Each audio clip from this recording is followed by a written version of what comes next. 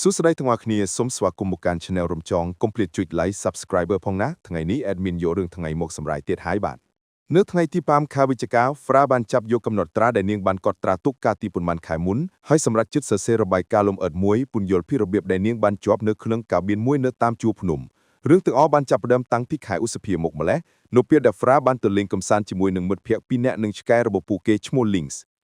ฟรามันโซยสวมหนึ่งสัตว์จินจำนุเตให้มีอารมณ์งามชงายชงเอาเนื้อกระบายสัตว์สกายดอกกัวไออันนัดนี้เนื้อเปียดปูเกตัวดอกกาบินปูเกกบานเรียบจอมไอวันรุ่ยมืดเพียกตั้งปีแนะก็สำหรับเจ็ดตัวเล็งหางสระเนื้อนุพุ่งกระบายนุโดยซาตาฟราออกกำลังเนียงก็สนะเนื้อจิมวยลิงส์เนียงมีอารมณ์ทุนทรอนเนียงกอบชียิ้มองแอลสกายนุปนไตลิงส์สบายจีสไรโลลาดะเนียงตัวเวนเนียงบันจำนายเปเป็นมือไทยนุเลียบมุกบารีเนื่องสำลังมือคนี้อย่างชงามชงายชงองจิมวยสกายตีบำพักเนียงก็โจได้ปีโปรลมเนื้อไทยบนตัวฟราบันพยักหลังให้เคยลิงส์กำปุงยมเนื้อกระบายเฟียเนียงก็บานแรงวิเจนตึกกล่าวดังใบเอวีบานบอดเจืองให้เนียงก็จับประดามรุกรกแตะปนตาบานดังท้ามุดเพระบเนียงเหมือนตอนตรลบหมกวิงเทฟรามินกาปรุยบารมทามิงเอาไว้กะลางจะปูเกเนียงก็จับประดามดาวตบผุมโดยเมียงลิงส์ดาวปิมุกรวมไปนู้เนียงก็บานลือโซเวียตไรเนียงก็บรรยับตรกเวียเจสแดงชกายนุบานบุกจมกเวียโดยระเบียบนามวยปนตาเนียงเมื่อมันคืนมูลหานูเตฟราเนตาบนตอดาวตมุกปนใต้จุมนูไอดาวตามเนียงลิงส์ใบเจตลบกรอยตัววิงบนโต๊ะปีดาวบางปีระเบิดจุมเฮียนฟราบางป้าตุงเกตนึงจินจางได้เมื่อมันเคยมวยเนียงมีการเงืองชงอลหายบานยกได้สเตียบเวียดำใบบัญเจียท้าเนตินุไปจิเมียนระบางมวยได้มันอนุญาตเอาเนียงฉลองกัดเนียงก็บานลือสำเร็งลดยอบได้ปนใต้เวียกรอนแต่จีจงวักเบดวงระบาเนียงปนนอฟราเกตทาวิจำไหลได้ขมิ้นนามันอยากบานประกาศอักษรให้ขมิ้นแนบภูมินาได้จ้องดึงจ้องหรือหมกรอกระบางนิลายตัวจีเนียงเปริงรุนอย่างนาก็ได้ก่อนเนียงมันอายตมุกบานแดโดยเฉพาะเนียงก็สำหรับจัดดาวถอยกลอยตามเพลาดาดานเนื้อตามเพลาเนียงบานประแทกขึ้นเทียกาเสถานมวยได้เมียนมนุษย์ปีหน้าปนตายนกจุนเชียงได้เหมือนมันเขินบานเรียแรงเนียงพิกาเตียต้วงจือมือพวกเกสมเลงระบบเนียงมันอาจฉลองกัดระบางบานให้กาซิกอแต่งปีหากดูเจียจอบแก้งกรงเปรเวเลียทุไม่จะเนียงเนื้อแต่บรรต่อโฮเชนปีกบ้าโรบินก็ดอยโดยอ้อสังเขินฟราก็ตลับโดยกาบินวิงให้บานจุบารีคณะแดเนียงดังท้าลิงส์คือจีมือแต่มือกุดระบบเนียงมันพรมตะตัวโยกาเปิดนิเตเนียงก็ตลับโดยพลายนุมาดองเตียนให้เจเยี่ยมรุนจรานระบางนุปนแต่เนื้อแต่อัดประย่อยได้มานั่งทาเตรถ้วยเอาไว้เตียนฟราก็โจลเก่งรมเป็กนุเนียงก็บานลีสำเร็งจำไหลมวยให้เจเยี่ยมเจนเตกร้ายดำใบเสิร์ฟอังกฤษปนแต่ในเปแดเนียงบาวทวีเนียงก็บานดึงท้าระบางนุเอเลนี้บานเรียร่างเจาะโจลเตะเตอร์หายฟราจับดำสไลปนตาแบเจียพญาลางเลอแกรระบเนียงตัววิงโดยมีลิงส์กงปงสวากมเนียงรุ่ยเจสไรเนียงก็บ้านเตยเป็นนิดเฟียเปลี่ยนให้บ้านมันจะท่าเอาไว้คือธรรมดาบรรตอบมกเนียงก็เจนเตอร์ดาเลงคือน้องเป้งปัจจุบันในการเสระบายกาฟราบ้านกอดตราทาเนียงมันจำท่าบ้านถัวไว้เสียงเตี้ยในไทยนูตีวิหารดูถือการปึดในสถานการณ์นี้บ้านถัวไอสมาร์ดได้บอกเนียงสะทึดขนงสะพีบสระเปกสระปิลฟราบ้านตลับเตยกับเบียนวิงหายกแก้วยืดระบำมืดเพียกหมอกสังเกตมือดำบอลจุ่มวิงกูสไนเนื้อไอพิเทกกาสิฐานเนื้อแต่มือเนียนจรนาให้เนียงกอสันนิฐานท้าพวกเก้บันสลับให้เนียงก็กึดดึกเนียตัวเล่นเนี่ยพุ่มได้เนียงหนึกดอนมืดเพียระบนเนียงให้ชงอทาต้าเนียงกลัวแต่ตัวจิมือพวกเก้ดำไปบรรจบจีวัดจิมือเนียได้หรือเตเนื้อไปนุลิงส์ก็จับพดามปรุให้รุดเก็กคล้วนบันเนื้อไปได้ฟราจะเยี่ยมดาตามเวียเนียงก็บันดึงทาเวียบานโรคเขินโก้มือกบ่าวดูมงไหลเนียงบันแหลกคล้วนโดยกาเพยคลายปนแต่บนตัวหมกเนียงก็บันโจยตัวจิตสันนุให้บานบังการมุตเทพจิมือเวียรูดก็นอมเวียตลับหมอกกาเบนวิงดำไปโยกตึกดอกฟราบานได้ชมโกนุธาเบลาโดยก่อสมกัวทาเวียเชเตียงโปเจหนึ่งบรรตก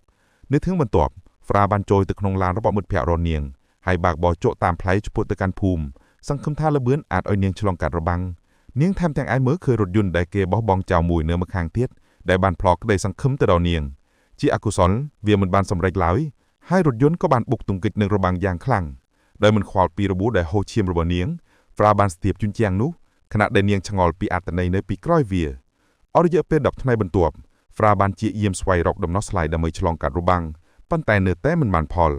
ตีบำพุทธเนียงกอประชมมุกหนึ่งกาปึ๊ดให้เมียนวิบัติเธอจิตในเลือกแกร่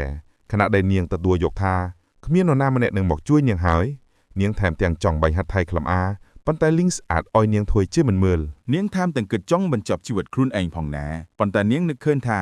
มุดเพียระบอนเนียงบานตุกเนยเสบียงอาหารอย่างชราญ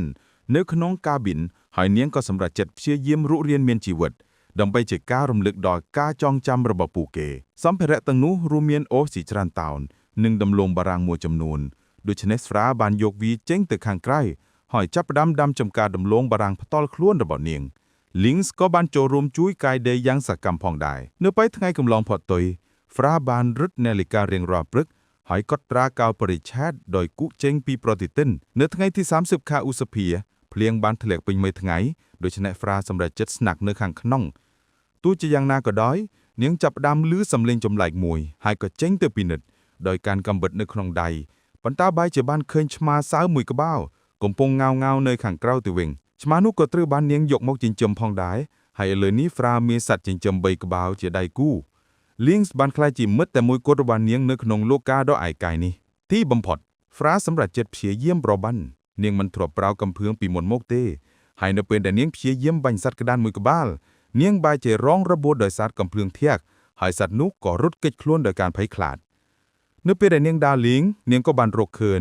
ឡានដែលបាក់បែកនោះម្ដងទៀតហើយបានពិនិត្យវិទ្យុប៉ុន្តែស្ថានីយ៍ភាគច្រើនមានសូរសំឡេងគ្រោះហើយមានតែស្ថានីយ៍មួយប៉ុណ្ណោះដែលមានភ្លេង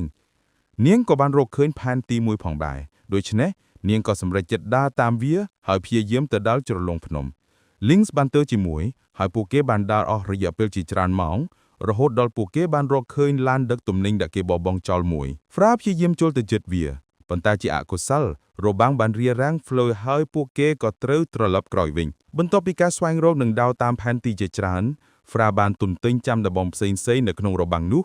ឥឡូវនេះនាងអាចប្រើផ្លូវលឿនបំផុតទៅកាន់ជ្រលងភ្នំដែលអនុញ្ញាតឲ្យនាងទៅនឹងមកវិញក្នុងថ្ងៃតែមួយមិនបាច់បោះបង់សត្វដទៃទៀតចោលយូរពេកនោះទេពេលខ្លះនាងបានរកឃើញកាប៊ីនផ្សេងទៀតប៉ុន្តែពួកគេតែងតែទទេស្អាតយ៉ាងហោចណាស់នាងអាចយកវត្ថុដែលមានប្រយោជន៍ពីទីនោះបានកែដេកនៅលើស្មៅជាមួយនឹង Links ក្រោមពន្លឺថ្ងៃដ៏ក្តៅក្តៅ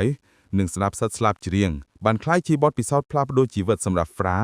ដែលឥឡូវនេះមានអារម្មណ៍ថាខ្លួនឯងកាន់តែភ្ជាប់ទៅនឹងធម្មជាតិនេះបានធ្វើឲ្យនាងមានអារម្មណ៍មានទោសនៅពេលដែលនាងព្យាយាមប្របាញ់ម្ដងទៀតប៉ុន្តែនាងត្រូវការសាច់ក្តានដើម្បីរស់នៅពេលយប់នាងមានការពិបាកគេងដោយសារតែនាងនឹកឃើញពីរបៀបដែលសាច់ក្តានបានក្រឡប់ដោយការឈឺចាប់មុនពេលដែលវាស្លាប់នាងមិនได้កត់ត្រាអំពីការប្របាញ់លើកដំបូងរបស់នាងទេពីព្រោះនាងមានអារម្មណ៍ខ្ពើមរអើមនឹងវាយប់មួយ Fra មានការពិបាកគេងដោយសារតែព្យុះផ្គររន្ទះបោកខ្លាំងនៅព្រឹកថ្លាមឡើង Fra បានឮសំឡេងចេញពីក្នុងទូដាក់អីវ៉ាន់ឃ្លៀងហើយបើកវាចេញដើម្បីដឹងថាឆ្មានោះបានសម្រាលកូនហើយកូនឆ្មាមានពណ៌សដូច្នេះ Fra បានដាក់ឈ្មោះថា Pearl វាចាប់ផ្ដើមជាសត្វតូកនិងរវេរវាយប៉ុន្តែក្រោយមក Pearl ក៏ធំឡើងមានសម្រស់ស្រស់ស្អាត Fra បានដឹងថានាងបានចំណាយពេលរបស់នាងព្រួយបារម្ភអំពីសត្វចិញ្ចឹមមិនមែនភ័យស្លន់ថ្នាក់ចំពោះស្ថានភាពផ្ទាល់ខ្លួនរបស់នាងទេហើយនាងបានជំនួសការខុសត្រូវពីការងារចាស់របស់នាងជាមួយនឹងការខុសត្រូវថែទាំលឹកភ័ក្រដែលមានរោមរបស់នាងនៅថ្ងៃទី20ខែកក្កដា Fra ចាប់ផ្ដើមច្រត់កាត់ស្មៅហើយនៅវាលស្មៅហើយខណៈពេលដែល Links គាំទ្រនាងយ៉ាងស្ងៀមស្ងាត់វាធ្វើឲ្យដៃរបស់នាងឈឺហើយធ្វើឲ្យរាងកាយនាងហត់នឿយប៉ុន្តែនាងនៅតែបន្តដឹកស្មៅហើយត្រឡប់មកកាប៊ីនវិញរៀងរាល់ថ្ងៃនៅតាមផ្លូវត្រឡប់មកវិញនាងតែងតែទៅពិនិត្យផ្ទះកសិកម្មប៉ុន្តែរបាំងនៅតែនៅទីនោះទាំងអាកាសធាតុនិងកំណត់របស់រាងកាយរបស់នាងបានធ្វើឲ្យនាងចំណាយពេលប្រហែលជា3សប្តាហ៍ដើម្បីច្រត់កាត់វាលស្មៅទាំងអស់នោះ Fra ចាប់ផ្ដើមដឹងថាការរស់រានមានជីវិតគឺពិបាកយ៉ាងណាហើយជំនាញយំប៉ុន្តែនាងនៅតែមិនបញ្ចប់ជីវិតខ្លួនឯងទេពីព្រោះនាងមិនចង់បោះបង់សត្វរបស់នាងចោលឡើយនាងបានត្រូវបន្តបញ្ចោលដោយការដាក់ទឹកចិត្តហើយត្រូវចំណាយពេល2សប្តាហ៍ទៀតទើបចេញទៅរស់នៅព្រៃម្ដងទៀតនាងបានរកឃើញផ្លែឈើនៅលើដើមឈើនិងបន្លែផ្សេងទៀតនៅក្នុងដីដែលអនុញ្ញាតឲ្យនាងប្រមូលអាហារគ្រប់គ្រាន់សម្រាប់រដូវរងាទាំងអស់ឥឡូវនេះ Fra និងសត្វចិញ្ចឹមរបស់នាងបានរីករាយជាមួយអាហារដ៏ល្អប្រសើរជាងមុនហើយថ្ងៃមួយ Fra បានរកឃើញសម្លៀកបំពាក់ចម្លែកព្យួរនៅលើដើមឈើហើយសម្លឹងមើលពុកវាដោយការភ័យខ្លាចប៉ុន្តែវាគឺជាសុបិនអាក្រក់មួយតែប៉ុណ្ណោះរដូវស្លាប់ឈើគួរតែជារដូវដែលនាងចូលចិត្តជាងគេប៉ុន្តែនាងមានបញ្ហាដំណេកហើយសុបិនអាក្រក់ក៏កាន់តែអាក្រក់ទៅទៀតនាងបានផ្ដាសាយហើយចំណាយបៀលពេញមួយថ្ងៃដោយអស់កម្លាំងសំណាងល្អ Links តែងទៅនៅទីនោះដើម្បីលើកទឹកចិត្តនាង Fra បានភ្ញាក់ផ្អើលអំពីរបៀបដែលវាមិនដែលនៅក្នុងអារម្មណ៍មិនល្អហើយនាងតែងតែអោបវាដើម្បីអរគុណចំពោះការនៅក្បែរនាងនៅពេលបច្ចុប្បន្នការងារនេះ Fra បានបង្ហាញថា Links បានបាត់បង់ជីវិតទៅហើយប៉ុន្តែនាងនៅតែនិយាយជាមួយវានៅពេលដែលនាងចេញទៅដើរលេងនៅថ្ងៃទី25ខែឧសភាភ្លៀងដំបងបានធ្លាក់ចុះមកប៉ុន្តែវាមានតែពី3ថ្ងៃតែប៉ុណ្ណោះបន្ទាប់មកទៀតខ្យល់ក្តៅបានមកដល់បង្កើតសំឡេងពេញមួយថ្ងៃនិងពេញមួយយប់វាកាន់តែពិបាកសម្រាប់ Fra ក្នុងការគេងខ្យល់បានបោកអស់រយៈពេល3ថ្ងៃហើយនៅពេលដែល Fra បានចេញពីផ្ទះម្ដងទៀតនាងក៏បានរកឃើញ Pearl បានស្លាប់នៅខាងក្រៅ ឆ្មាណោះត្រូវបាននាងយកទៅបញ្ចប់ដោយត្រឹមត្រូវក្រោមការត្រួតពិនិត្យរបស់ Lynx ក្រោយមកនៅពេលកណ្ដាលរដូវរងា Fra បានឃើញកាញ់ឈោកមួយក្បាលនៅក្បែរស្ទឹងហើយបានត្រៀមខ្លួនបាញ់ប៉ុន្តែនាងមិនបានធ្វើវាទេនាងមិនអាចបញ្ឈប់ការគិតអំពីការស្លាប់របស់ Pearl ហើយថានាងគឺទីសត្វតែមួយនៅក្នុងព្រៃដែលមានគំនិតអំពីត្រឹមត្រូវនិងខុសឡើយជាបញ្ចប់នាងជ្រើសរើសក្តីមេត្តានៅក្នុងកាប៊ីន Fra បានដុសរង Bella រៀងរាល់ថ្ងៃគិតថាវាដូចជាបងប្អូនស្រីរបស់នាងឥឡូវនេះនាងបានសង្កេតឃើញថាសត្វគោមូលខ្លាំងណាស់ហើយឆ្ងល់ថាតើវាមានផ្ទៃពោះឬទេ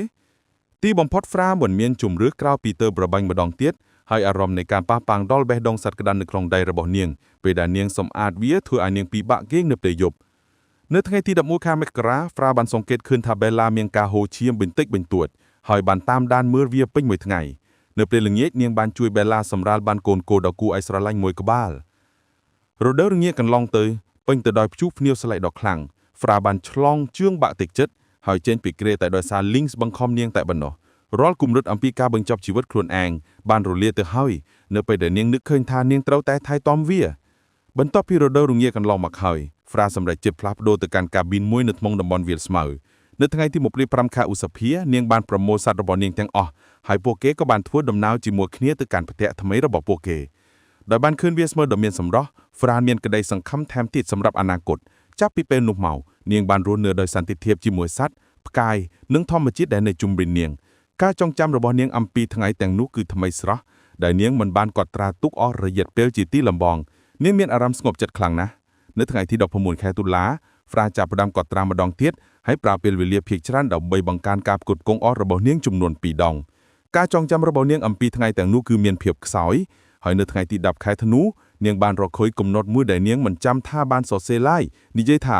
ពេលវេលាកន្លងទៅពិតជាលឿនយ៉ាងណាតើកន្លងទៅបានប៉ុន្មានហើយឬយ៉ាងណានៅពេលដែលភ្ញៀវស្លេកធ្លាក់ម្ដងទៀត Fra ក៏ចាប់ផ្ដើមមានទស្សនវិជ្ជាកាន់តែខ្លាំងហើយគិតថារបៀបដែលសត្វនិងមនុស្សត្រូវបានបង្ខំឲ្យរស់នៅតាមចំណង់ចំណូលចិត្តរបស់ពួកគេថ្ងៃមួយ Fra បានសង្កេតឃើញថាមានសត្វក្អាកសមួយថ្វាល់តែងតែហើរជុំវិញផ្ទះដែលត្រូវបានក្រុមគ្រួសារក្អាកខ្មៅរបស់វាប្រងបន្កាយ Fra គិតថាសត្វក្អាកសនោះពិតជាគួរឲ្យស្រឡាញ់ហើយថ្កោលទោសក្អាកដទៃទៀតដោយសារការរើសអើងរបស់ពួកគេនាងក៏ចាប់ផ្ដើមដាក់ចំណីអាហារសម្រាប់ក្អាកសនៅពេលណាដែលផុងរបស់វាបបាំងចោលវាទីបំផុត2ឆ្នាំបាំងកន្លងមកហើយដែល Fra រស់នៅខាងក្នុងរបាំងហើយមកដល់ពេលនោះនាងបានភ្លេចជីវិតចាក់របស់នាងទៅហើយនាងក៏បានបោះបង់ក្តីសង្ឃឹមថាមាននរណាម្នាក់នឹងរកឃើញនាងផងដែរនៅដើមខែមិថុនានាងនិងសត្វរបស់នាងបានផ្លាស់ប្ដូរទៅកាន់ផ្ទះថ្មីដោយសង្ឃឹមថាការផ្លាស់ប្ដូរនេះនឹងជួយដល់អារម្មណ៍របស់នាងជាអកុសលនាងមិនអាចនាំយកភាពអស្ចារ្យនៃរដូវក្តៅដំបូងឡើងវិញបានរសៀលថ្ងៃនេះ Fra និង Lynx កំពុងត្រឡប់មកពីដើរលេងហើយភ្លាមៗនោះ Lynx ក៏លីអ្វីមួយនៅក្បែរផ្ទះរបស់ពួកគេដូច្នេះវាក៏រត់ទៅរកវាភ្លាមៗនៅពេលដែល Fra ដើរតាមទាន់នាងមានការភ័យខ្លាចយ៉ាងខ្លាំងនៅពេលដែលឃើញបុរសចម្លែកម្នាក់កាន់ពូអែតនៅក្បែរកូនរបស់ Bella ដោយខណៈដែល Lynx បានលោតទៅលើបុរសនោះដើម្បីបញ្ឈប់វា Fra រត់ទៅផ្ទះរកអាវុធរបស់នាងប៉ុន្តែជាអកុសលនាងមិនលឿនគ្រប់គ្រាន់ហើយនៅពេលដែលនាងចេញមក Lynx បានត្រូវបានសម្លាប់រួចហើយដោយកំហឹង Fra បានបាញ់សម្លាប់បុរសនោះកូនហើយតង់ជប់ជាមួយនឹង Lynx ដោយអស់សង្ឃឹម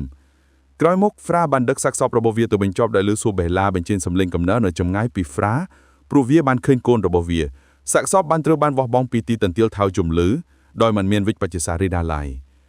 ដោយមិនអាចមានអ្វីរីករាយទៀតបានទេ Fra បានចាក់ចេញទៅជាមួយនឹង Bella និងឆ្មារបស់នាងទៅកាន់ផ្ទះថ្មីមិនយូរប៉ុន្មាន Fra ក៏ត្រឡប់ទៅមកការងាររបស់នាងវិញដែលបាននេះថាការបាត់បង់ Lynx មានន័យថានាងត្រូវតែនៅប្រាខ្មាត់នៅវិជ្ជាវិចាររបស់ខ្លួននៅពេលបច្ចុប្បន្ននេះ Fra និយាយថានាងបានបន្តដំណើរហើយនឹងតែងតែស្រឡាញ់ការចងចាំរបស់សត្វចិញ្ចឹមដើម្បីជាការលើកទឹកចិត្តក្នុងការបន្តរស់រានមានជីវិតនាងបានបញ្ចប់ការសរសេររាយការណ៍របស់នាងនៅថ្ងៃទី25ខែកុម្ភៈដោយសារតែនាងអស់ក្រដាស់ហើយក៏ចេញទៅខាងក្រៅដើម្បីផ្ដល់ចំណីអាហារសម្រាប់ក្អាកស